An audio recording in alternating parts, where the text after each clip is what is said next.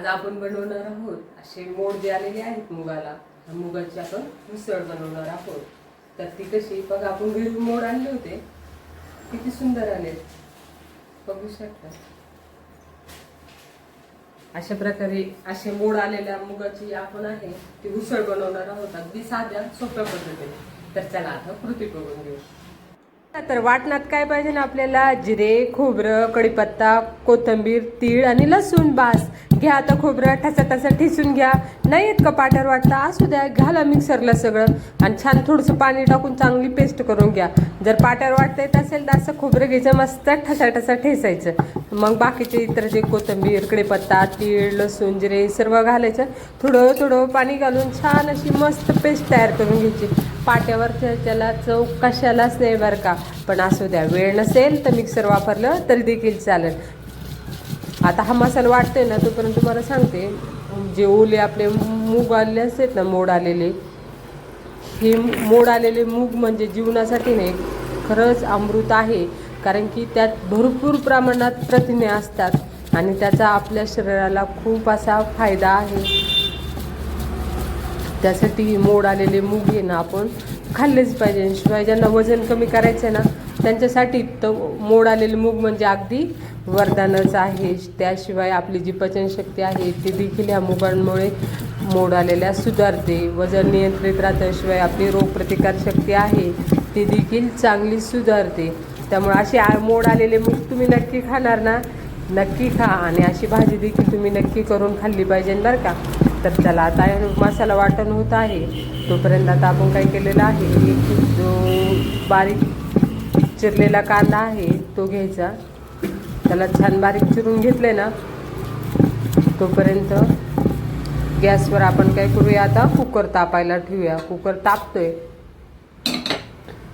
Cooker तापला की त्यामध्ये आपल्याला अगदी एक दीड चमचा पुष्कळ होतं बरं का तेल. ज्यावेळेस आपण कुकरमध्ये भाजी करणार असतो त्यावेळेस भरपूर असं तेल लागत नाही.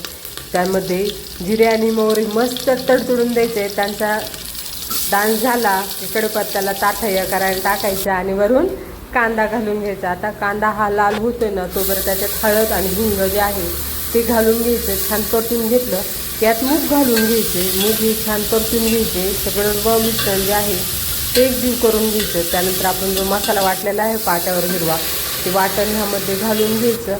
आता ह्याच्यामध्ये आपल्याला चवीनुसार मीठ आणि काळा जो मसाला आहे आपण 12 महिन्याच्या घरात बनवलेला असतो अगदी तो घालायचा. आणि आता ह्याला काय करायचं, असं हलवून घेतलं की याच्यावरती झाकण ठेवून द्यायचं.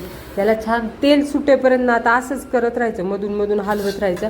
आणि हो, हा मसाला जो आपण शिजवतो ना, म्हणजे तेल सुटेपर्यंत गॅस कमीच ठेवायचा, जेणेकरून खाली जे आहे ते बुडाला भांडं आपलं लागलं नाही पाहिजे आणि खूप काहीच कामाचे नाही. त्यानंतर आता त्याला छान तेल सुटले. त्यानंतर आवश्यकतेनुसार तुम्ही याच्यात पाणी घालून घेऊ शकता. घातलेत का पाणी? अरे वा, छान. आता याला कुकरला काय करणार आहेत आपण, झाकण लावून घ्यायचं. तुम्हाला किती घट्ट पातळ हवा आहे ना त्यानुसार तुम्ही पाणी घाला. कुकरला झाकण लावून घ्या. आता याचा फार एक शिट्टी होईपर्यंत आहे ना थोडासा मोठा गॅस करायचा, म्हणजे जेणेकरून जे पाणी घातलेलं आहे त्याला मी झटकन येईल. आणि तिथून पुढे नाही 10 मिनटं हा कमी गॅसवरती छान एकजीव होऊन द्यायचे, शिजून द्यायचे. त्याच्या पुन्हा शिट्ट्या नाही झाल्या पाहिजे, कमीच गॅस ठेवायचं. अशा प्रकारे झाली की आपली झटपट मुगाची उसळ. खायला तर तुम्हाला काय सांगू, तुम्ही करून बघा आणि नंतर मलाच तुम्ही सांगा कशी लागते. अशा प्रकारे ही मुगाची उसळ आपली तयार झाली. अशा प्रकारे आपली गरमागरम मुगाची जी उसळ आहे ना ती तयार झालेली आहे. आणि अगदी कमी मसाले घालून बनवलेले आहेत घरात जे आहे त्यापासून. बाजारातून असा कोणता विशेष मसाला आणला तो घातला असं नाही, पण ह्याची चव तुम्हाला सांगा खरंच अशी आपल्यातून अशी चव लागते. आता ही कशी मस्त एक परात घ्यायची, त्यावरती भाजी घालून घ्यायची, लिंबू पिळायचं आणि कांदा सोबत तोंडी लावायला आणि मस्त कुस करून खायची.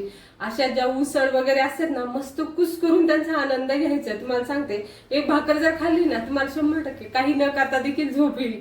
अशी खूप छान लागते भाजी. तर तुम्ही एकदा नक्की करून बघा. आणि हो, व्हिडिओला लाईक करा, चॅनलला सबस्क्राईब करा. आणि व्हिडिओ पाहिल्याबद्दल खरंच मनापासून तुमचे आभार. धन्यवाद.